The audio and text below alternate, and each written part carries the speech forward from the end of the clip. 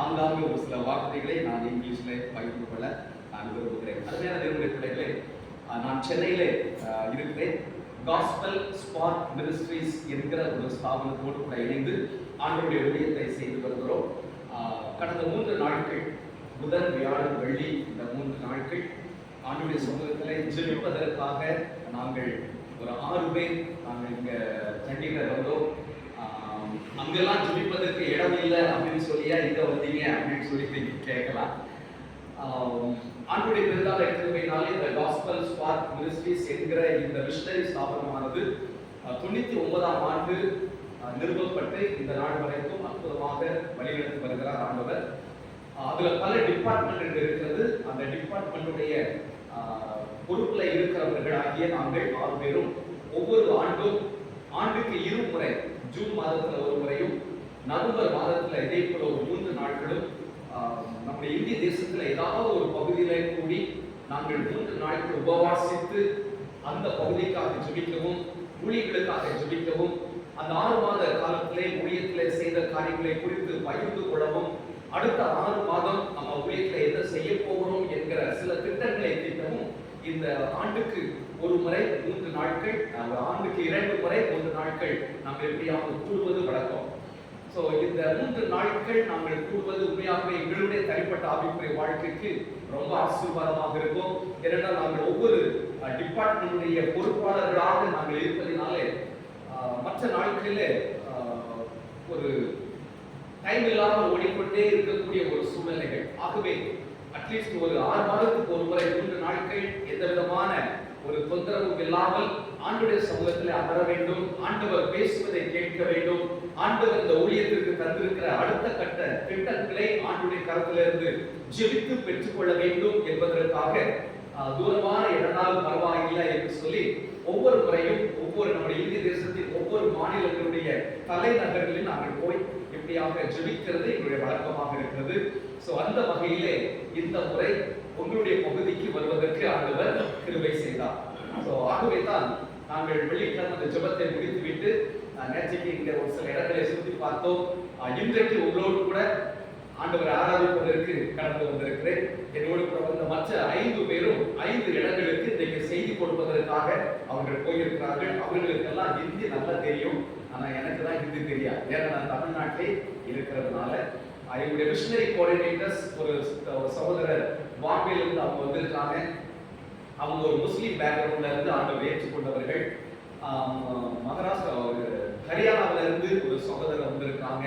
அது மாத்திரம் இல்லாமல் ஒரிசாவில் எங்களுடைய ஊழியர்கள் இருக்கிறது, அங்கிருந்து 2 பேர். ஸோ இப்படியாக பல மாநிலங்களிலே மிஷனரி ஊழியர்களை செய்யக்கூடிய தலைமை பொறுப்பில் இருக்கிற எங்களுடைய சகோதரர்கள் இந்த நாட்களில் கலந்து கொண்டிருக்கிறார்கள். அவர்களுக்கு ஹிந்தி தெரிந்ததுனால ஹிந்தி சபைகளுக்கு இன்றைக்கு காலையில செய்தி கொடுப்பதற்காக அவர்கள் சென்றிருக்கிறார்கள். அருமையான தேவனுடைய பிள்ளைகளே, இந்த காஸ்பல் ஸ்பார்க் மினிஸ்ட்ரீஸ் என்கிற இந்த ஸ்தாபனமானது நான் சொன்னதை போல 1999ஆம் ஆண்டு சிறு பிள்ளைகளை மையமாக வைத்து ஆரம்பிக்கப்பட்ட ஒரு ஸ்தாபனம். அது கொஞ்சம் கொஞ்சமாக வளர்ந்து 2007ல மிஷனரிகளை அனுப்புவதற்கு வாரம் பெற்று முதலாவது மிஷனரியாக ஒரிசா மாநிலத்திற்கு நாங்கள் அனுப்பி வைத்தோம். ஸோ அந்த நாடு முதல் இந்த நாள் வரைக்கும் வட இந்திய மாநிலங்களிலே ஒரிசாவிலே ஒரு 6 மாவட்டங்களிலேயும், சத்தீஸ்கர் மாநிலத்திலேயும், ஹரியானா மாநிலத்திலேயும், மகாராஷ்டிரா மாநிலத்திலேயும், இந்த 4 மாநிலங்களிலேயும் மிஷனரிகளை அனுப்பி ஆண்டவருடைய ஊழியத்தை செய்து வருகிறோம். இன்னொரு பக்கம் சிறு பிள்ளைகளை ஆத்ம ஆதாயப்படுத்துவதற்காக சிறு பிள்ளைகளுக்காக ஒரு தனி டிபார்ட்மெண்ட் ஆரம்பித்து அதன் மூலமாக சிறு பிள்ளைகளை சந்தித்து வருகிறோம். ஒவ்வொரு நாளும் 2-3 ஸ்கூல்ஸ் அங்க போய் சிறு பிள்ளைகளுக்கு ஆண்டவருடைய சத்தியத்தை சொல்லி வருகிறோம். வெக்கேஷன் பைபிள் ஸ்கூலுடைய சிலபஸ் பப்ளிஷ் பண்றோம், சண்டே ஸ்கூல் சிலபஸ் பப்ளிஷ் பண்றோம். இப்படியாக சபைகளுக்கு சென்று சிறுவர் ஊழியத்தை, சண்டே ஸ்கூல் ஊழியத்தை ஸ்திரப்படுத்துவதற்கு, Sunday school teachers training programmes நடத்துவதற்கு ஆண்டவர் கிருபை செய்து வருகிறார். ஸோ ஆகவே தொடர்ந்து இந்த ஊழியர்களுக்காக ஜெபியுங்கள். ஒரிசா மாநிலத்தை குறித்து ஒரே ஒரு காரியத்தை மட்டும் நான் சொல்ல வேண்டும் என்று நான் விரும்புகிறேன். ஒரிசா மாநிலத்துல ஒரு எம்எல்ஏ உடைய தம்பி ஆண்டவரை ஏற்றுக்கொண்டு எங்களுடைய ஊழியத்துல ரொம்ப அவர் ஈடுபாடு உள்ளவர். ஒரு முறை அவருடைய வீட்டிற்கு நாங்கள் சென்றிருந்தோம். காலையில பிரேக்ஃபாஸ்ட் சாப்பிடுவதற்காக அன்றைக்கு 2 சபை திறப்பு விழா டெடிகேஷன் இருந்தது. ஆகவே அந்த சகோதரியை கூட்டிட்டு அவர் வந்து பால் ஊத்தி டீ கொடுத்தார். பொதுவா ஒரிசால பாத்தீங்கன்னா நிறைய மாடுகள் இருக்கும். வீடுகளில் மாடுகளை சொத்துக்களாக வளர்ப்பார்கள். ஆனால் அந்த மில்க் அவங்க குடிக்க மாட்டாங்க. குடிப்பாங்க, அவங்க மாற்றத்தை எடுக்க மாட்டாங்க. அப்ப அந்த சகோதரர் வந்து எனக்கு மில்க் டீ கொடுத்ததுனால நான் அவர்கிட்ட கேட்டேன், இந்த மில்க் எங்க போய் வாங்கிட்டு வந்தீங்கன்னு கேட்டேன். அவர் ஒரு இடம் சொன்னாரு. அவருடைய கிராமத்துல இருந்து ஒரு 13 கிலோமீட்டர் தாண்டி ராய்கா இருக்கிற ஒரு சின்ன டவுன் ஒன்று இருக்கிறது. அங்க போய் பால் பாக்கெட் வாங்கிட்டு வந்திருக்கிறார். 13 கிலோமீட்டர் அவர் போயிட்டு 13 கிலோமீட்டர் சைக்கிள்ல வந்திருக்கிறாரு. அன்றைக்கு காலையில பால் வாங்குவதற்காக 26 கிலோமீட்டர் சைக்கிள்ல போயிட்டு வந்திருக்கிறார். ஆனா அவருடைய வீட்டுல கிட்டத்தட்ட 40 மாடுகள் அவர் வளர்க்கிறார். அதுல அன்றைக்கு 2 மாடு குட்டி போட்டிருக்கு. அந்த 2 மாட்டுல பால் இருக்குது.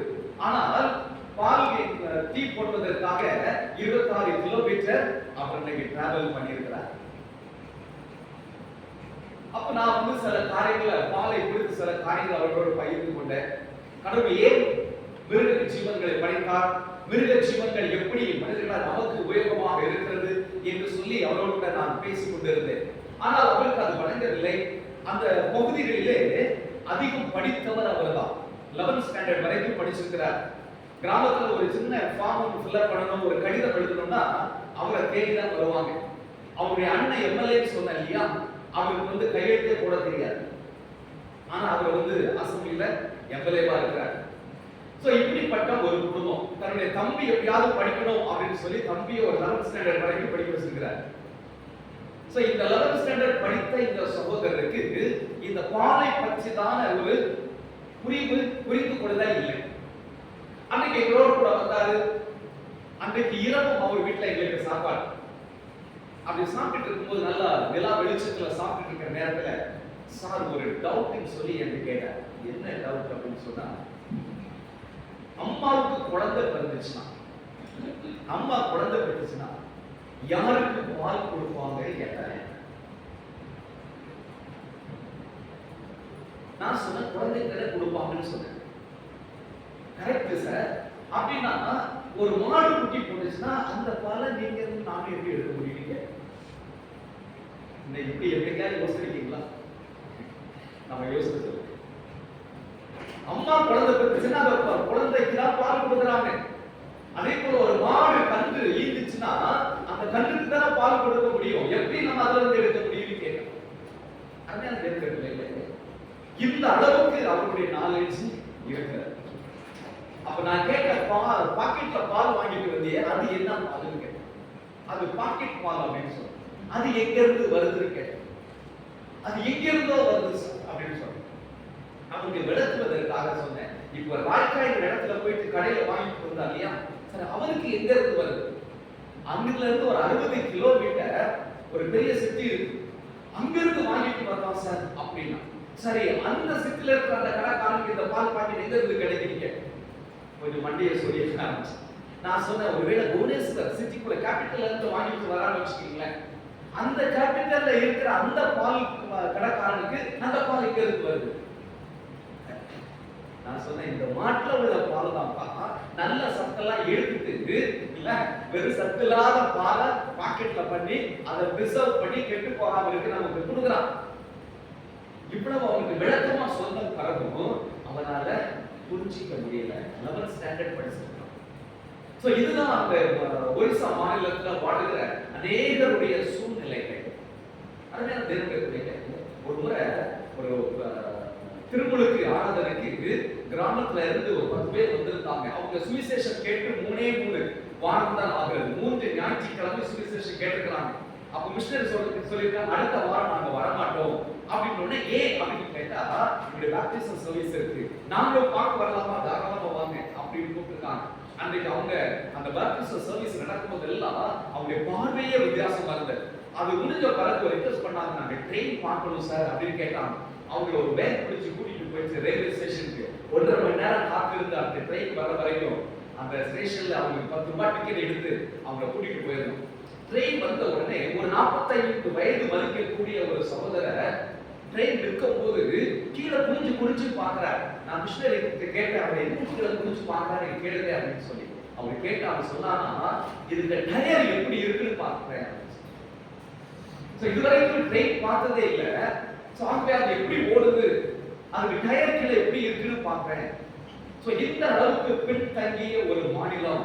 ஒருவேளை நீங்க தமிழ்நாட்டில் இப்ப நாளா தமிழ்நாட்டில் படிக்கிற காலங்களில் சிறு பிள்ளைகளாக இருக்கும் பொழுது கிட்டத்தட்ட ஒரு 50, 45, 50 ஆண்டுகளுக்கு முன்பதாக எங்களுடைய கிராமம் எப்படி இருந்ததோ அது போலதான் இன்றைக்கு அதை காட்டிலும் ஒரு பின்தங்கிய நிலைமையில ஒரிசா மாநிலத்துக்குள்ள நிறைய பகுதிகள் இருக்கிறதை பார்க்க முடிகிறது.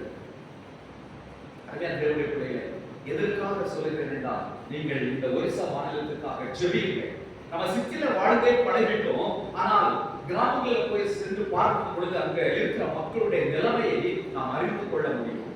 மிஷனரிகளுக்காக ஜெபம் பண்ணுங்க. மிஷனரிகள் அவர்களுக்கு இயேசு கிறிஸ்துவை சொல்வது ஒரு 50% தான். ஆனால் அதை காட்டிலும் அவர்களுக்கு உலக பிரகாரமான ஞானங்களை கற்றுக் கொடுப்பது, எஜுகேஷன் அவர்களை எஜுகேட் பண்ணுவது, அவர்களுக்கு வேண்டிய மெடிக்கல் ஃபெசிலிட்டி செய்து கொடுப்பது, இதுதான் அதிக ஒரு பணியாக மிஷனரிகள் செய்கிறதை பார்க்க முடிகிறது. ஆகவே மிஷனரிகளுக்காக ஜெபியுங்கள். ஆண்டவர் பெரிய காரியங்களை செய்வார். கண்களை மூடி ஆண்டவர் நம்மோடு கூட பேசும்படியாக நாம் ஜெபிக்கலாம். நம்முடைய தேவன் பேசும் தெய்வம். அருமையான தேவனுடைய பிள்ளைகளே, ஆண்டவருடைய பரிசுத்த சன்னிதானத்திலே அவருடைய முகத்தை நோக்கி பார்க்க வந்திருக்கிற உங்களையும் என்னையும் அவர் ஆசீர்வதிக்கும்படியாக கடந்து வந்திருக்கிற தேவன். நமக்கு முன்பதாகவே அவர் நமத்திலே அவர் பிரசன்னராக இருக்கிறார். நம்ம தான் சில மணி துளிகள் தாமதமாக வருவோம், ஆனால் ஆவியானவர் குறிப்பிட்ட நேரத்திற்கு முன்பதாகவே அவர் வந்து விடுகிற தேவன். ஆண்டவரை கேட்கலாம், ஆண்டவரே என் கூட பேசுகிறவா, என் கூட பேசுங்க ஆண்டவரே. மனுஷியோடு கூட கேட்பீர்கள் என்றால், விருப்பத்தோடு கூட கேட்பீர்கள் என்றால், ஆண்டவருடைய குரலை கேட்க வேண்டும் என்ற ஆசையோடு கூட கேட்பீர்கள் என்றால், ஆண்டவர்களோடு கூட பேசுங்க. நீங்கள் நான் ஆராதிக்கிற தேவன் மரித்தே, ஆனால் இதோ சதா காலங்களிலும் உயிரோடு இருக்கிறது என்று சொன்ன தேவன். அவர் ஜீவனுள்ளவர், அவர் பேசுவார். அவர் பேசுவதை கேட்பதற்கு வாட்சியோடு கேட்டீங்களா? ஒரே ஒரு வார்த்தை உள்ளவர்களுக்கு சொல்லுகிறேன், இயேசுவே என் கூட பேசுங்கப்பா. சின்ன பிள்ளைகள், வாலிபர்கள் பிரியம் கேட்கிறீங்க, இயேசுப்பா என் கூட பேசுங்க ஆண்டவரே, இயேசுப்பா என் கூட பேசுங்க. உங்க சத்தத்தை நான் கேட்கணும். உங்க சத்தத்தை கேட்பதற்காக தான் வந்திருக்கிறேன். திங்கட்கிழமையிலிருந்து சனிக்கிழமை வரைக்கும் என் சொந்த வேலையை பார்த்திருக்கிறேன். இன்றைக்கு ஒரு 1.5 மணி நேரம் உங்க சமூகத்தில் அவர் கேட்பதற்காக வந்திருக்கிறேன். நீங்க பேசுகிறார்கள் சொல்லி வாஞ்சியோடு கூட கேட்பீர்கள். வாஞ்சியை நிறைவேற்றுகிற தெய்வம் உங்களோடு கூட பேசுவோம், உங்களோடு கூட இடைப்படுவோம். நல்ல ஆண்டவரே, உங்களுடைய பரிசுத்தமான சன்னிதானத்திலே வந்திருக்கிற எங்களை கண்ணோக்கி பார்க்கும்படியாக நாங்கள் ஜெபிக்கிறோம். எங்களோடு கூட பேசுங்க ஆண்டவரே, உங்களுடைய வார்த்தையை கொண்டு பேசுங்க ஆண்டவரே. உங்களுடைய வெள்ளி அமர்ந்த சத்தம் எங்களுடைய இருதயமாகிய பலகைகளை விழப்பிரட்டும் ஆண்டவரே, எங்களுடைய காதுகளிலே தொழிற்கட்டும் ஆண்டவரே. எங்கள் வாழ்க்கையிலே என்ன ஆவிக்குரிய மாற்றம் தேவையோ, எதை நாங்கள் விட்டுவிட வேண்டுமோ, எதை நாங்கள் பற்றிக் கொள்ள வேண்டுமோ, நீங்க எங்களோடு அதற்கு ஏற்ற விதத்தில் பேசுகிறோம். உங்களுடைய சத்தத்திற்கு சொல்லி சாய்க்கிற நல்ல இருதயத்தை ஒவ்வொருவருக்கும் தான் உங்களுடைய பரிசுத்த சன்னிதானத்திலே காண்கிறோம். இயேசு கிறிஸ்துவின் நாமத்தில் ஜெபிக்கிறேன் எங்கள் ஜீவனுள்ள பரமபிதாவே, ஆமென். ஹல்லேலூயா. சத்தம் சொல்லலாம், ஹல்லேலூயா. நம்முடைய பரிசுத்த நாமத்திற்கு மகிமை உண்டாகட்டும். அருமையானவர்களே, எனக்கு மனைவி 3 பிள்ளைகள் உண்டு. என்னுடைய மூத்த மகள் இந்த ஆண்டுதான் ஏப்ரல் மாதத்துல பூனாவில் இருக்கிற யூனியன் பிப்ளிக்கல் செமினரி இருக்கிற பைபிள் காலேஜ்ல தியாலஜி பிடி முடிச்சுட்டு சென்னைக்கு அவர் வந்திருக்கிறார். அடுத்த 2 பிள்ளைகள் ட்வின் கேர்ள்ஸ், 2 பிள்ளைகள், அவர்கள் 2 பேரும் பிஜி பண்றாங்க. எங்களுடைய குடும்பத்திற்காகவும் நீங்கள் ஜெபித்துக் கொள்ளும்படி, விசேஷமா எங்களுடைய மூத்த மகளுடைய ஊழியத்திற்காக நீங்கள் ஜெபித்துக் கொள்ளும்படி, தொடர்ந்து ஹையர் ஸ்டடீஸுக்காக அவர் போக வேண்டும் என்று வாஞ்சிக்கிறார். எம்டிஹெச் பண்ணிட்டு பிஹெச்டி பண்ணணும் அப்படின்னு சொல்லி. அவளுக்கு தியாலஜியில் ரொம்ப ஆர்வமுடைய ஒரு மகள். அவளுக்காகவும் எதிர்கால ஊழியர்களுக்காகவும் நீங்கள் ஜெபித்துக் கொள்ளும்படி அன்போடு நான் கேட்டுக் கொள்கிறேன். எடுத்தவர்கள் நாம் வாசிக்கலாம். நாம் பாடமாக வாசித்த ஏசாயா தீர்க்கதரிசி புத்தகம் 49ஆம் அதிகாரம் 3ஆம் வசனத்தை யாராவது ஒருவர் சத்தமாக வாசிக்கும்படி அன்போடு கேட்கிறேன். ஏசாயா தீர்க்கதரிசி புத்தகம் 49ஆம் அதிகாரம் 3ஆம் வசனம். Isaiah chapter 49 verse 3.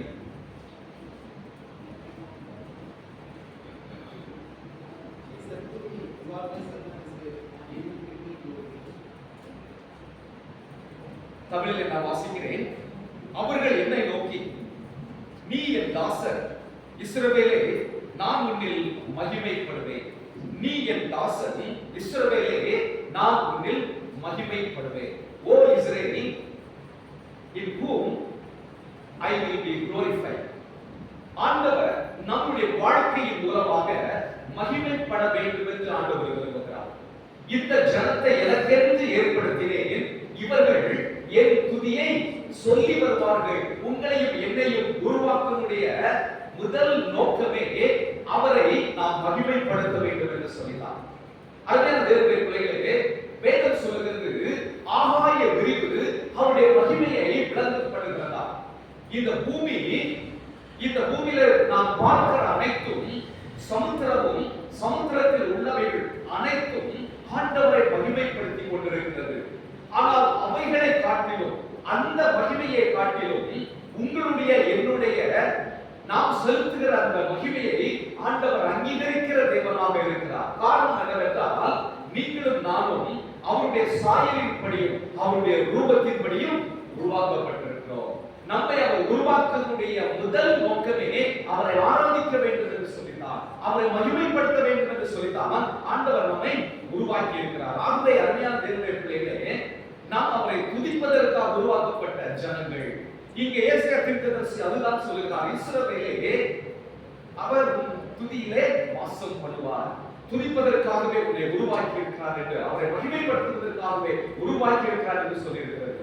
அப்ப என்ன தேவனுடைய பிள்ளைகளே, இன்றைக்கு நம்முடைய திருச்சபையிலே நமக்கு கொடுக்கப்பட்டிருக்கிற ஒரு தலைப்பு என்ன அப்படின்றால், God's people, salt and light. Salt and light. உப்பாக ஒளியாக நாம் வாழ வேண்டும். இந்த பூமிக்கு உப்பாக, இந்த உலகத்திற்கு வெளிச்சமாக நாம் வாழ வேண்டும் என்கிற தலைப்பை இன்றைக்கு நம்முடைய திருச்சபையில கொடுக்கப்பட்டு இருப்பதனாலே இந்த உப்பை குறித்தும் இந்த ஒளியை குறித்தும் உங்களோடு கூட நான் சில காரியங்களை பகிர்ந்து கொள்ள விரும்புகிறேன். இந்த பகுதியில நாம் பாடமாக வாசித்த சுவிசேஷ பகுதியில, மத்தேயு எழுதின சுவிசேஷம் 5ஆம் அதிகாரத்திலே மிகவும் தெளிவாக நம்முடைய வாழ்க்கை இந்த உலகத்திற்கு, இந்த பூமிக்கு ஒரு உப்பாகவும் இந்த உலகத்திற்கு வெளிச்சமாகவும் இருக்க வேண்டும் என்று சொல்லி ஆண்டவராகிய இயேசு கிறிஸ்து மலை பிரசங்கத்திலே அவர் சொல்லி இருக்கிறார். இந்த மலை பிரசங்கத்திலே இயேசு கிறிஸ்து போதித்த அத்தனை சத்தியங்களையும் கிறிஸ்தவர்களாகிய நாம் நன்கு அறிந்திருக்கிறோம். ஆனால் அந்த அறிந்திருக்கிற அந்த செய்தியை நம்முடைய வாழ்க்கையிலே அபியாசப்படுத்தி இருக்கிறோமா, அல்லது அனுபவத்திலே நாம் வெளியே காட்டி இருக்கிறோமா என்று நம்ம பார்ப்போம் என்றால், உண்மையாகவே அதுல நாம் பின்தங்கிய நிலைமையிலே தான் இருக்கிறோம். எப்படி ஒரு உப்பும் ஒரு வெளிச்சமும் தனக்கென்று ஒரு உப்பு டேஸ்ட் கொடுப்பதில்லை, ஒரு வெளிச்சம் தனக்கென்று அது பிரகாசிப்பதில்லை. ஆண்டவரால் படைக்கப்பட்ட எல்லா உயிரினங்களும் மற்றவர்களுக்காக வாழ்கிறார்கள். ஒரு விருட்சத்தை எடுத்துக் கொள்ளுங்கள், ஒரு மரத்தை எடுத்துக் கொள்ளுங்கள். அந்த மரத்தினுடைய பூ மனிதனுக்கு பிரயோஜனப்படுகிறது, அந்த மரத்தினுடைய கனி மனிதனுக்கு பிரயோஜனப்படுகிறது, விலங்குகள் பறவைகளுக்கு பிரயோஜனப்படுகிறது. அதே போல ஒரு பறவை எடுத்துக்கொண்டால் மனிதனுக்கு பிரயோஜனமாக காணப்படுகிறது, ஒரு விலங்கு எடுத்துக்கொண்டால் மனிதனுக்கு பிரயோஜனமாக காணப்படுகிறது. ஆனால் மனிதன் மட்டும் பாருங்கள், இன்றைக்கு சுயநலவாதியாக வாழ்ந்து கொண்டிருக்கிறார், மற்றவர்களுக்கு பிரயோஜனமற்றவனாக வாழ்ந்து கொண்டிருக்கிறார். ஆனால் ஆண்டவர் மனிதனும் இந்த பூமிக்கு பிரயோஜனம் உள்ளவனாக, இந்த உலகத்திற்கு பிரயோஜனம் உள்ளவனாக வாழ வேண்டும் என்று சொல்லி ஆண்டவர் விரும்புகிறார். நம் ஆண்டவருடைய பிள்ளைகள் என்பதற்கு அடையாளமே நம்மிலிருந்து வெளிப்படுகிற நற்கிரியைகள் தான். ஹல்லேலூயா. நல்ல கிரியைகள் தான் நான் ஆண்டவருடைய பிள்ளை என்பதற்கு அடையாளம். நாம் ஒரு சிலுவை போட்டுக் கொள்வதனால நான் கிறிஸ்தவன் என்று இந்த உலகத்திற்கு காட்டிக் கொள்ளலாமே தவிர, நான் கிறிஸ்துவுடைய அடிச்சுவட்டை பின்பற்றுகிறவன் என்பதற்கு சிலுவை ஒரு அடையாளம் அல்ல. கிறிஸ்துவின் பண்பை நற்குணமாக நாம் வெளிப்படுத்துவதுதான் அடையாளம். ஆகவே அப்படியே தேவனுடைய பிள்ளைகளே, அந்த அடையாளத்தை அல்லது அந்த நற்கிரியையை நாம் ஒரு உப்பாக இருந்து அல்லது நான் அந்த நற்கிரியை ஒளியாக வெளிச்சமாக இருந்து இந்த உலகத்திற்கு, இந்த உலகத்துல இருளில் இருக்கிற மக்களுக்கு எப்படி பிரோஜனமாக இருக்க முடியும் என்கிற ஒரு காரியத்தை தான் உங்களோட நான் பகிர்ந்து கொள்ள போகிறேன். நாம் இரண்டாவது பாடமாக வாசித்த எபேசியருக்கு எழுதின நிருபத்தை நீங்கள் திருப்பி வைத்துக் கொள்ளலாம். 5ஆம் அதிகாரத்திலே ஒரு 5 காரியங்களை உங்களோட நான் பகிர்ந்து கொள்ள போகிறேன். ஆனால் அது என்னுடைய முக்கியமான இன்றைய சத்தியம் அல்ல. ஆனால் அந்த 5 பாயிண்ட மட்டும் உங்களுக்கு நான் சொல்ல வேண்டும் என்று விரும்புகிறேன். 5ஆம் அதிகாரம் 1ஆம் வசனத்திலே பாருங்கள், நாம் ஆண்டவருக்கு பிரியமுள்ள பிள்ளைகளைப் போல தேவனை மகிமை பின்பற்றுவதாக மாற வேண்டுமா? முதலாவது ஆண்டவரை மகிமைப்படுத்துவதற்கு அல்லது ஆண்டவருடைய வாழ்க்கை மூலமாக மகிமை அடைவதற்கு அவர் நம்மில எதிர்பார்க்கிற ஒரு காரியத்தை எபேசு திருச்சபைக்கு ஆண்டவர் எழுதுகிறார். முதலாவது, பிள்ளைகளைப் போல நாம் தேவனை பின்பற்ற வேண்டுமா? அவரை பிரியப்படுத்தி வாழ வேண்டும் என்று சொல்லப்பட்டிருக்கிறது. 2ஆம் வசனத்தை நீங்க பார்த்தீர்கள், அன்பிலே நாம் நடந்து கொள்ள வேண்டும் என்று சொல்லப்பட்டிருக்கிறது. அன்பிலே நடந்து கொள்ள வேண்டும். கிறிஸ்தவமே அன்பிலே உருவானதுதான். ஹல்லேலூயா. அன்பிலே உருவானது, அன்பிலே வேரூன்றி இருப்பது. அன்பில்லாமல் கிறிஸ்தவம் இல்லை. நம்முடைய தேவன் அன்பாகவே இருக்கிறார். அன்பில்லாதவன் தேவனை அறியான் என்று வேதம் சொல்லுகிறது. ஆகவே நாம் அன்பிலே நடந்து கொள்ள வேண்டும் என்று சொல்லப்பட்டிருக்கிறது. அன்பிலே நாம் நடந்து கொள்ளும் பொழுது நாம் தேவனை மகிமைப்படுத்துகிறோம். 3வது எபேசு திருச்சபைக்கு, இது எபேசியருக்கு பவுல் எழுதும் பொழுது 3ஆம் வசனத்தை பாருங்கள். பரிசுத்தமாக வாழும் பொழுது தேவனை நாம் மகிமைப்படுத்துகிறோம்.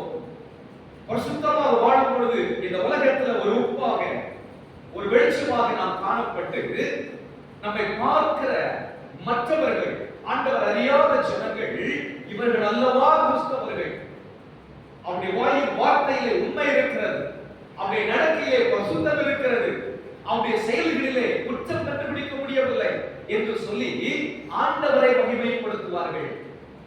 நம்மெல்லாம் சின்ன வயசுல கேள்விப்பட்டிருப்போம், ஒரு போலீஸ் ஸ்டேஷன்ல கிறிஸ்தவனுக்கு விரோதமா ஒரு கேஸ் கொண்டு போனா அவன் கிறிஸ்தவ இதெல்லாம் பண்ணியிருக்க மாட்டான் அப்படின்னு சொல்லுவாங்க அப்படின்னு சொல்லி பெரியவங்க சொல்றதை கேள்விப்பட்டிருக்கோம்ல.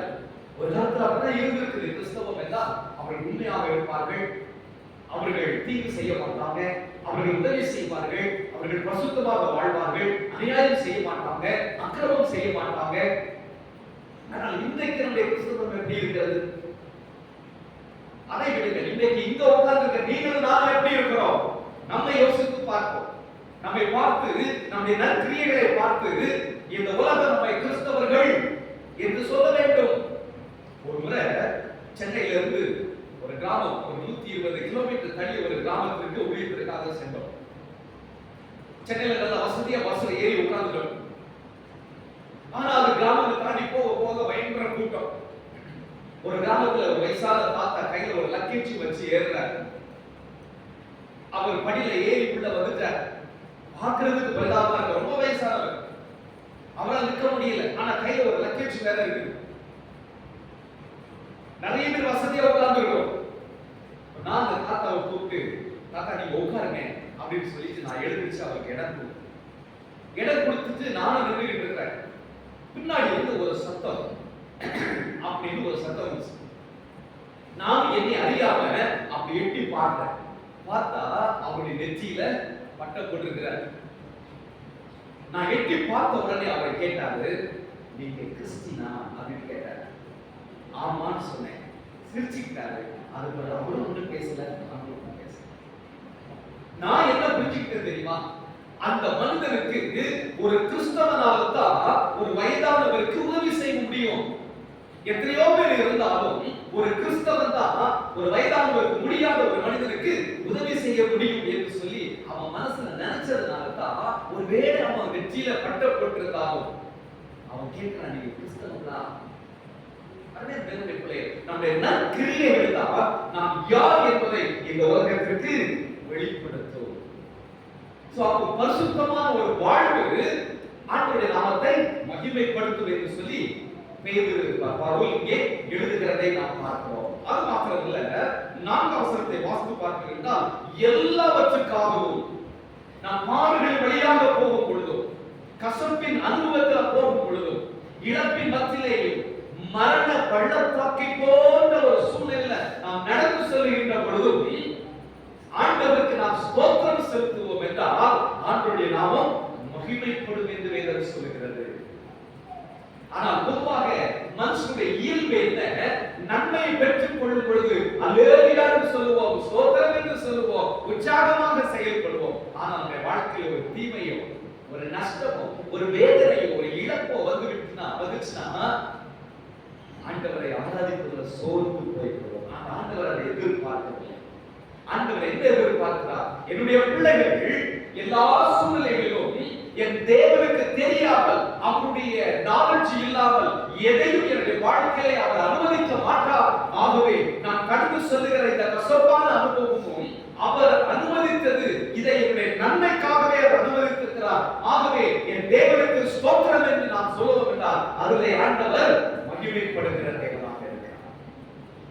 கடைசியாக 5ஆம் வசனத்தை வாஸ்து பார்த்தீங்கன்னா, நம் ஆண்டவருடைய ராஜ்யத்தை சுதந்திரித்துக் கொள்ளக்கூடாதபடிக்கு தடைகளாக கொண்டு வரப்படுகிற விபச்சாரம், வேசித்தனம், விக்கிரக ஆராதனை, அசுத்தம், இதெல்லாம் ஒரு பெரிய பட்டியல். இதையெல்லாம் விட்டு விலகி நாம் வாழும் பொழுது ஆண்டவர் நம்முடைய வாழ்க்கையிலே மகிமைப்படுகிற தேவனாக இருக்கிறார். ஹல்லேலூயா. ஆகவே அன்பான தேவனுடைய பிள்ளைகளே, நான் ஆரம்பத்தில் சொன்னதை போல இது என்னுடைய செய்தி அல்ல. இதுக்கு பிறகு ஒரு 3 பாட்டு சொல்ல போறேன். அதுதான் என்னுடைய செய்தி. சரிங்களா? அதுக்கு நேராக நம்ம போகலாம். கலாத்தியர் 6ஆம் அதிகாரத்தை நீங்கள் எடுத்து வைத்துக் கொள்ளுங்கள். 6ஆம் அதிகாரம் 1ஆம் வசனத்துல நீங்க வாசித்து பார்ப்பீர்கள் என்றால், ஆண்டவரை நாம் மகிமைப்படுத்துகிற காரியங்கள் அல்லது என்னுடைய வாழ்க்கை இந்த பூமிக்கு உருவாகவும் இந்த உலகத்திற்கு வெளிச்சமாகவும் இருக்க வேண்டும் என்றால், இயேசு கிறிஸ்துவை அறிந்திருக்கிற நீங்களும் நானும், கிறிஸ்தவன் கிறிஸ்தவள் என்று சொல்லிக் கொள்ளுகிற நீங்களும் நானும், ஆண்டவருடைய வேத புத்தகத்தை தூக்கி சுமக்கிற நீங்களும் நானும் நம்முடைய வாழ்க்கை மூலமாக என்ன கிரியை செய்தால் நாம் இந்த உலகத்திற்கு உப்பாக வெளிச்சமாக இருக்க முடியும் என்கிற ஒரு 3 முக்கிய காரியத்தை நாம் பகிர்ந்து கொள்ள போகிறேன். முதலாவது, அருமையான தேவனுடைய பிள்ளைகளே, இந்த கலாத்தியருக்கு எழுதின நிருபத்திலே 6ஆம் அதிகாரம் 1ஆம் வசனத்தை வாசித்து பார்க்கும் பொழுது, அந்த இடையில ஆவிக்குரியவர்களாகிய நீங்கள் சாந்தமுள்ள ஆவியோடே, சாந்தமுள்ள ஆவி, மீக்னஸ், சாந்தமுள்ள ஆவி. சாந்தம் என்றால் அமைதியாக இருப்பதா, சாந்தமாக அப்படின்னு சொன்னால் யாரும் பேசாம மூடி இருப்பதா? ஊர்ல சொல்லுவதா உண்ணா மூச்சுமா இருக்கா? அது இல்ல. சாந்தம் என்பது ஒரு நற்குணம், ஒரு நற்குணம். அந்த நற்குணம் என்னுடைய வாழ்க்கையில இருக்க வேண்டும். சாந்தம் என்றால் உங்களுக்கு விளக்கும்படியாக கொண்டே நான் சொல்லுகிறேன். ஒரு முறை சென்னையில ஒரு மென்ஸ் ஃபெலோஷிப் சண்டே, அன்னைக்கு சர்ச்சை மென்ஸ் ஃபெலோஷிப்ல இருந்து தான் எல்லாம் தலைமை தாங்கி நடத்துவாங்க. செய்திக்கு மட்டும் என்னை கூப்பிட்டுருந்தாங்க. அந்த சர்ச்ல 2 சர்வீஸ் உண்டு. காலையில் 5 மணிலிருந்து 7 மணிக்கு ஒரு சர்வீஸ், அதுக்கு பிறகு 7:30 இருந்து 9:30 ஒரு சர்வீஸ். காலையில் 5 மணிக்கு சர்வீஸ்க்கு நிறைய பேர் வருவாங்க. கிட்டத்தட்ட ஒரு 450 பேர் கூடியிருக்கிற அந்த சபையில காலையில செய்தி கொடுப்பதற்காக நான் 3 மணிக்கெல்லாம் எங்க வீட்டுல இருந்து புறப்பட்டு போகும் பொழுது என் மனைவி சொல்லுவார், ஒரு புது ஒயிட் ஷர்ட் வச்சிருக்கீங்களா, அது இது வரைக்கும் போடல, அதை நான் அயர்ன் பண்ணி வச்சிருக்கேன், அதை எடுத்து போடுங்கன்னு சொன்னேன். நானும் காலையில ஒரு 3 மணிக்கெல்லாம் அதை எடுத்து போட்டுட்டு நல்ல புது ஒயிட் ஷர்ட் எடுத்து போட்டுட்டு என்னுடைய பைக்ல நான் போயிட்டு இருக்கேன். கிட்டத்தட்ட ஒரு 10 கிலோமீட்டர் தாண்டி அப்பொழுது ஒரு பஸ், சிட்டி பஸ், அது மெதுவா போறதுனால அது ஓவர்டேக் பண்றதுக்காக நான் ஓவர்டேக் பண்ணும் பொழுது மேல இருந்து ஒருத்தர் தூக்கிட்டான். இந்த பொதுவாக நீங்க பாத்தீங்கன்னா ஒடிசா பக்கம்லாம் பஸ்ல போயிட்டு இருக்கும்போது இங்க இருந்து இப்படி துப்போம், நம்ம மேல எல்லாம் படும், அதெல்லாம் நடுக்க மாட்டாங்க. ஸோ அப்படி தூக்கிட்டா பான் பராது போட்டுருப்பாங்க. நான் ஹெல்மெட் போட்டுருக்கிறேன், ஆனாலும் பாருங்கட்டியே ஒயிட் ஷர்ட்ல விழுந்துச்சு. மனுஷனா இருந்தா கோபம் வரும் வராது? வரும்ல. ஆமா, எனக்கும் கோபம் வந்துச்சு.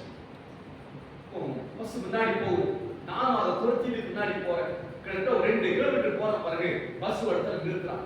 அப்ப நிறுத்துற நேரத்துல என்ன பண்ணி போயிட்டு அவர்கிட்ட 2 கேள்வி கேட்கணும்னு யோசிக்கிறேன். கோபத்துல வண்டியை ஓட்டுறேன். என் மனசுக்குள்ள ஆவியானவர் பேசுறாரு, இன்னைக்கு என்ன செய்தி கொடுக்க போற? அன்றைக்கு அந்த மென்ஸ் ஃபெலோஷிப்ல அந்த சண்டேல பேசுவதற்கு எனக்கு கொடுக்கப்பட்டிருக்கிற தலைப்பு என்ன தெரியுமா?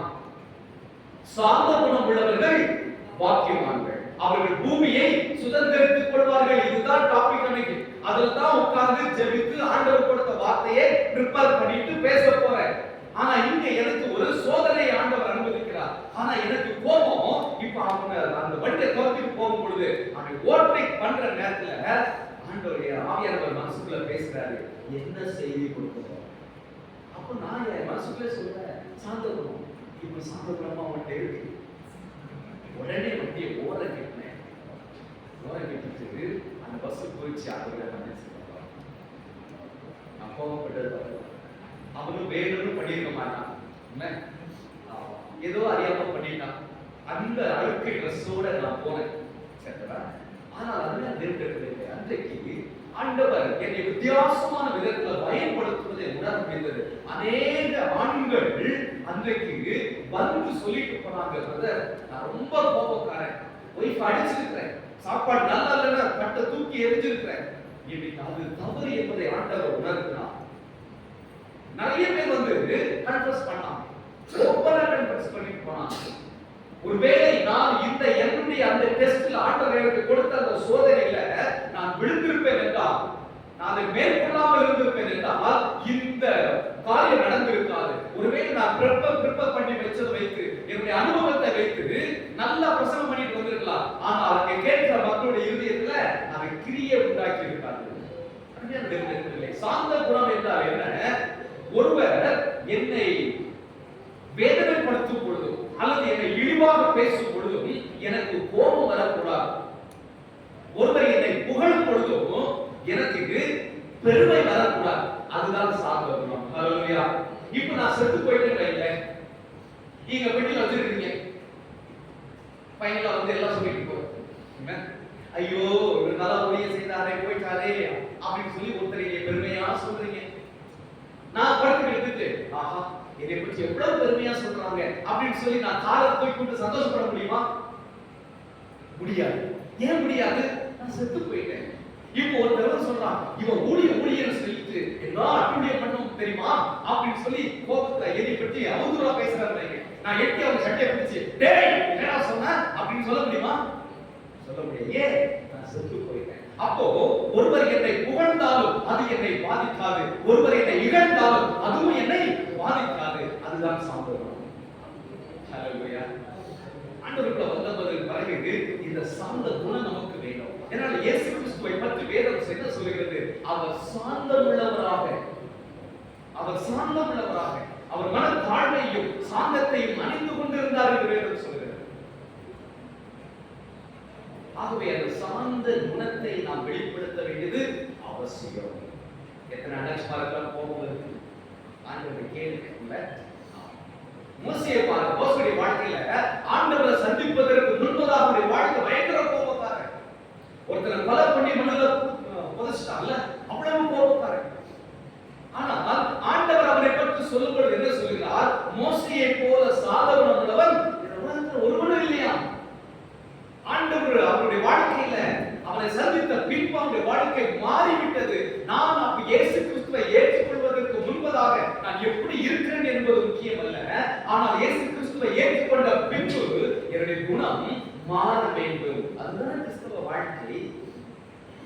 சாந்த குணம் இருந்தா யோசித்து பார்க்க. இரண்டாவது அதே அதிகாரத்துல கலாத்தியர் 6ஆம் அதிகாரம் 2ஆம் வசனம், ஒருவர் பாரத்தை ஒருவர் சுமந்து இப்படியே கிறிஸ்துவினுடைய பிரமாணத்தை நிறைவேற்றுங்கள். கிறிஸ்துவினுடைய பிரமாணம், கிறிஸ்துவினுடைய பிரமாணம் என்ன? ஒருவர் பாரத்தை ஒருவர் சுமக்க வேண்டும் என்பது. ஆனா போங்க ஐயா, நீங்க வேற எங்க குடும்ப பாரமே, என் வீட்டு பாரமே பெரிய பாரமா இருக்குது, அதை சுமந்து தீர்க்கிறதுக்குள்ளால போதும் போதும்னு இருக்குயா. இன்னொருத்தருடைய பாரத்தை நான் எப்படியா உலக மனிதன் சொல்லுகிற ஸ்டேட்மெண்ட். நான் ஆண்டவருடைய பிள்ளைகள் மற்றவருடைய பாரத்தை சுமக்க வேண்டும் என்று ஆண்டவர் விரும்புகிறார். எப்படி சுமக்கலாம்? ஒரு 3 விதங்களில் நாம் சுமக்கலாம். ஒன்று, இன்னொருத்தர் ஒரு வேதனையில் இருக்கும் பொழுது, இழப்பில் இருக்கும் பொழுது நம்மால் முடிந்தால் பணம் கொடுத்து அவர்களுக்கு உதவி செய்யலாம்.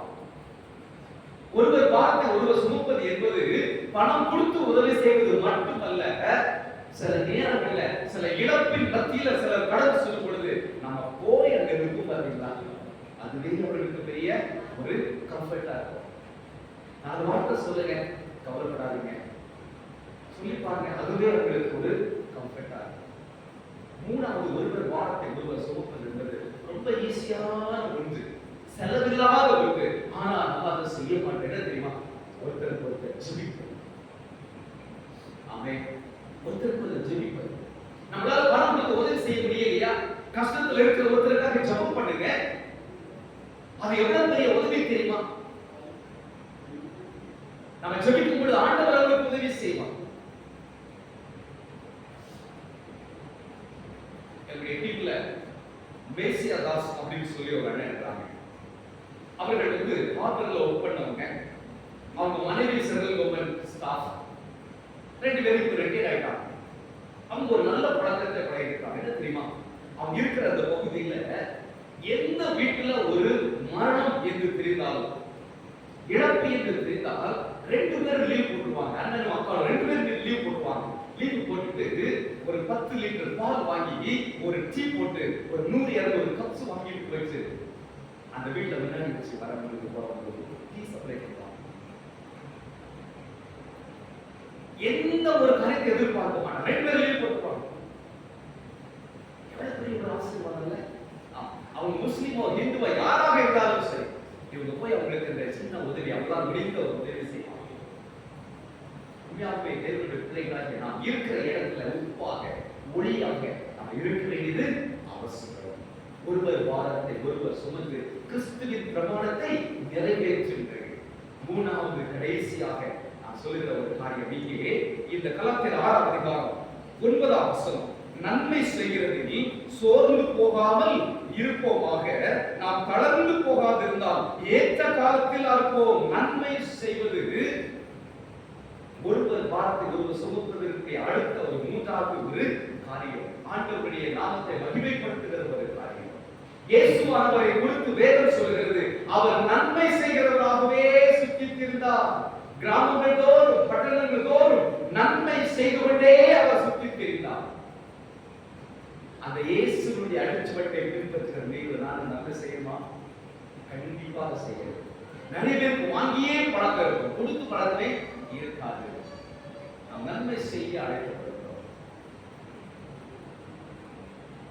நன்மை குறித்த நிறைய காரியங்கள் வேதத்தில் இருக்கிறது. நம்ம நன்மை செய்யும் பொழுது, துரோகிகளுக்கு நன்மை செய்யும் பொழுது, நமக்கு விரோதமாக செயல்படுகிற நன்மை செய்யும் பொழுது வேதம் சொல்கிறது, அவருடைய தலையில அக்கினி தழலை குவிக்கிறோமா? ஒரு சீரிய ராஜா பாருங்க, இஸ்ரவேல் தேசத்துக்கு மேல படையெடுத்து வருகிறான். இந்த இஸ்ரவேல் தேசத்து ராஜா அடிக்கடி தப்பிக்கொள்ளுகிறான். இந்த சீரிய ராணுவத்தால் பெனாதாத் என்கிற ராஜாவால இந்த இஸ்ரவேல் ராஜாவை பிடிக்கவே முடியல. அவர் ரொம்ப சீக்கிரட்டா பிளான் பண்ணாலும் தப்பி விடலாம். இந்த ராஜாவுக்கு ஒரே குழப்பம். ஒரு நாள் நம்முடைய மந்திரிகளா கூப்பிட்டு கேட்கலாம், நம்மிடம் இருந்து யாரோ ஒருத்தர் உளவு வேலை பார்க்கணும், ஸ்பையா வேலை செய்யலாம், நான் சீக்கிரட்டா வேலை செய்ய தீர்மானிக்கிறது கூட இங்க இருந்து அங்க சொல்லி கொடுத்துறாங்க. அப்போ ஒரு மந்திரி சொல்ற, ராஜாவே நீங்க நினைக்கிறதை போல நம்மள யாரும் போய் சொல்லி கொடுக்கல, அங்க ஒரு தீர்க்கதரிசி இருக்கிறாரு, அந்த தீர்க்கதரிசிக்கு நீர் உங்களுடைய பள்ளி அறையில, அதாவது பள்ளி என்ன படுக்கை அறையில நீ தீர்மானிக்கிறது கூட அவருக்கு தெரியும். அப்போ இவர் சொல்றா, அப்படின்னா அந்த தீர்க்கதரிசி முதல்ல எப்படி அப்படின்னு சொல்றான். சரியா? எலிசாவை பிடிக்கிறது பாருங்கன்னா அது ஒரு பெரிய ஒரு சம்பவம். சரியா? ஆனா இந்த இஸ்ரவேல் ராஜா தன்னை தப்புவித்துக் கொள்கிறான். எப்படி அப்படின்னு சொன்னா, இந்த தீர்க்கதரிசி சொல்வதை போல நீ இன்னைக்கு இங்க போக வேண்டாம் அப்படின்னா ராஜா போக மாட்டாரு. அங்க சீரிய ராணுவம் வந்து பார்த்துட்டு விரும்பியா போயிடும். கடைசி ஒரு முறை பாருங்க, இந்த ராணுவம் வந்துச்சு யார் பிடிக்கிறதுக்கு? தீர்க்கதரிசி பிடிக்கிறதுக்கு. அவருடைய வேலைக்காரர் கேயாசி காலையில பார்த்துட்டு ஓடி வர, ஐயோ என் ஆண்டவரே என்ன செய்வோம், தப்பிப்பதற்கு வழியே இல்லை அப்படின்னு சொல்லி அவர் ஓடி வரும் பொழுது எலியா சொல்லுகிறார், பயப்படாத, அவங்களோடு இருக்கிறவர்களை பார்க்கிறோம், நம்மோடு இருக்கிறவர்கள் அதிகம் அப்படின்னு சொல்றார். அதுக்கு பிறகு தீர்க்கதரிசி வெளியே வருகிறார். ஆண்டவர்கிட்ட ஒரு சின்ன ஜெபம், ஆண்டவரே இவருடைய கண்மயக்கம் உண்டாக பண்ணும். எலிசாவை பிடிக்க வந்த ராணுவம் இப்பொழுது தடவி கொண்டே இருக்கிறார்கள். எலிசா பக்கத்துல போறாரு, யாரை கேட்கிறீங்க? எலிசாவை கேட்கிறாங்க, வாங்க என் பின்னாடி.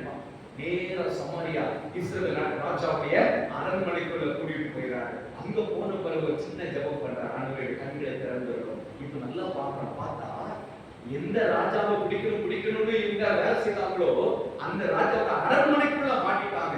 இப்ப இஸ்ரவேல் ராஜா சொல்றாரு, ஐயா சொல்லுங்க, ஒரு வார்த்தை சொல்லுங்க, இப்பவுமே நான் என்ன பண்ணிடுறேன், இதெல்லாம் கொலை பண்ணிடுறேன்.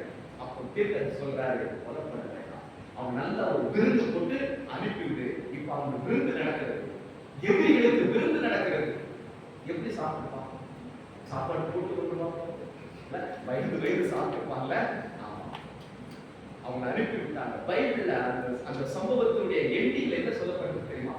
அப்புறம் சீரிய ராணுவம் இஸ்ரவேல் தேசத்துக்குள்ள வரவில்லை, வெட்கப்பட்டு போயிட்டாங்க. நம்ம தீமை செய்ய வந்தோம், ஆனா நமக்கு நன்மை செய்திருக்கிறார்கள். தீமை செய்யறதுக்கு நன்மை செய்வது ரொம்ப கடினம். நமக்கு நன்மை செய்யறதுக்கு நன்மை செய்து விடுவோம்.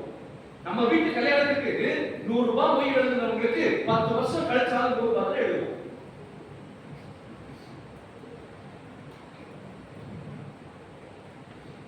நன்மை செய்வதில் பல விதங்கள். நீ எனக்கு நன்மை செய்தால் நான் உனக்கு நன்மை செய்வேன் என்பது இந்த மனுஷனுடைய இயல்பு. ஆனால் நீ எனக்கு நன்மை செய்யாமல் இருந்தாலும் அல்லது நீ எனக்கு தீமை செய்தாலும் நான் உனக்கு நன்மை செய்வேன் என்பது கிறிஸ்துவுடைய பண்பு. அல்லேலூயா. நீ எனக்கு தீமை செய்தாலும் நன்மை செய்கிற பண்பு கிறிஸ்துவுடைய பண்பு. இயேசுவின் முழு வாழ்க்கையை பாருங்களேன், அவரோடு கூட இருந்து உண்டு உறங்கி அவருடைய அற்புதத்தை எல்லாம் ருசித்த சீஷர்கள் அவர் பிடிபட்டு போனவுடன் எல்லாரும் ஓடிட்டாங்க. அடக்கம் பண்ணப்பட்ட பிறகு இந்த சீமோன் பேதுரு சொல்லுகிறார், நான் மீன் பிடிக்க போகிறேன் அப்படிங்கிறான். அடுத்த 2-3 வாரம் சேர்ந்து சொல்லுது, நாங்களும் வரணும். எல்லாம் சேர்ந்து திபேரியா கடற்கரைக்கு மீன் பிடிக்க போயிட்டாங்க. ராத்திரி முழுவதும் பிடிச்சு பார்க்கறாங்க, ஒண்ணும் கிடைக்கல. ஆனா அதிகாலையில் ஆண்டவர் வர்றாரு. அவங்க பார்க்கும் பொழுது பிள்ளைகளே கூப்பிடுறாருங்க. பிள்ளைகளே கூப்பிட முடியுமா? எனக்கு துரோகம் பண்ண ஒருத்தனை பார்த்து மக்களே வாடா அப்படின்னு சொல்ல முடியுமா? சகோதரனே வா சொல்ல முடியுமா? சொல்லணும். அதுதான் கிறிஸ்தவ வாழ்க்கை. அது ஒரு கஷ்டமான ஒரு காரியம் தான், கஷ்டமா தான் இருக்கும். ஆனாலும் இயேசு கிறிஸ்துவை பின்பற்றுகிற நீங்களும் நானும் தீமைக்கு நன்மை செய்ய அழைக்கப்பட்டிருக்கிறோம். நன்மைக்கு நன்மை செய்வது மனுஷனுடைய இயல்பு. ஆனால் தீமைக்கும் நன்மை செய்வது கிறிஸ்துவுடைய பண்பு, நற்கிரியை. என்னோடு இருக்கு பாருங்க, நன்மைக்கு தீமை செய்வது. நம்ம எவ்வளவுதான் நன்மை செய்தாலும் ஆனால் தீமை செய்யக்கூடிய ஒரு சில காரியங்கள் உண்டு. அதுதான் பிசாசுடைய குணம். இன்னைக்கு மிஷனரிகள் வடஇந்தியாவில் ஊழியர்கள் செய்யும் பொழுது எவ்வளவோ நன்மைகள் செய்கிறார்கள், எவ்வளவு நன்மைகள் செய்கிறார்கள். ஆனா ஒரு பிரச்சனை வந்துச்சுன்னா நன்மையை பெற்றவுடனே வந்து சர்ச்சை அடிச்சு போயிடலாம். தமிழ்ல மிஷன் ஸ்கூல்ல படிச்சிருக்கோம், கொஞ்சம் செலவுல கொஞ்சம் ஃபீஸ் வாங்கி அவங்க பிள்ளைய படிக்க வச்சிருக்கோம் அந்த மிஷன் ஸ்கூல். ஆனா அந்த ஸ்கூலே வந்து அடிச்சு உடைச்சிருக்கோம். நன்மைக்கு தீமை செய்வது பிசாசுடைய குணம், நன்மைக்கு நன்மை செய்வது மனுஷனுடைய இயல்பு. ஆனா தீமைக்கும் நன்மை செய்வது கிறிஸ்துவுடைய பண்பு. அந்த பண்பை தான் நீங்களும் நானும் இந்த உலகத்திற்கு செய்ய வேண்டும். அது நற்கிரியை செய்வதற்கு சமம். அதுதான் நான் இந்த உலகத்திலே உப்பாக இருக்கிறேன், இந்த பூமிக்கு உப்பாக இருக்கிறேன், இந்த உலகத்திற்கு வெளிச்சமாக இருக்கிறேன் என்பதை காட்டுவது. நான் தேர்ந்தெடுக்கிறேன். இப்படிப்பட்டதான நற்கிரியைகளை நாம் செய்வோம். ஆண்டவருடைய நாமத்தை மகிமைப்படுத்தி, ஆண்டவரே என்னை உங்களுடைய நாமத்தை மகிமைப்படுத்துவதற்காக ஏற்படுத்தினீர், என்னுடைய கிரியைகள் மூலமாக உங்களுடைய நாமத்தை நான் மகிமைப்படுத்துகிறேன் என்று சொல்லி நான் நற்கிரியைகளை செய்வோம் என்றால், சார்ந்த குணத்தை வெளிப்படுத்துவோம் என்றால், பிறர் பாரத்தை சுமந்து ஆண்டவருடைய பிரமாணத்தை நிறைவேற்றும் என்றால், நன்மை செய்வோம் என்றால், ஆண்டவர் நம்முடைய நற்கிரியைகள் மூலமாக மகிமைப்படுவார். நாம் இந்த உலகத்திற்கு உப்பாக வெளிச்சமாக காணப்படுவோம். கண்களை கூடி நாம் செய்வோம்.